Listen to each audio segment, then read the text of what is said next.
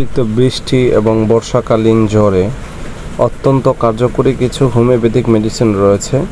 এর মধ্যে সবচেয়ে বেশি গুরুত্বপূর্ণ সেটি হচ্ছে রাস্টক্স, অর্থাৎ বর্ষায় ভিজে বা আর্দ্র আবহাওয়া অথবা অতিরিক্ত ঘামের ফলে ঠান্ডা লেগে যাদের জ্বর হয়, অথবা বৃষ্টিতে ভিজে বা বৃষ্টিতে গোসল করার ফলে যে জ্বর হয়, সেই জ্বরের জন্যে রাস্টক্স অত্যন্ত কার্যকরী একটি ঔষধ।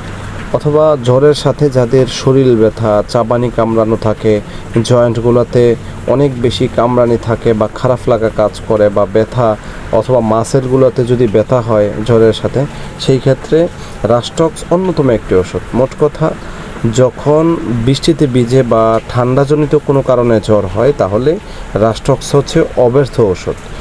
30 অথবা 6 পাওয়ার রাস্টক্স 3 ঘন্টা বা 2 ঘন্টা পর পর সেবন করার ফলে একদিনের মধ্যেই ইনশাল্লাহ জ্বর এবং ব্যথা চলে যায়।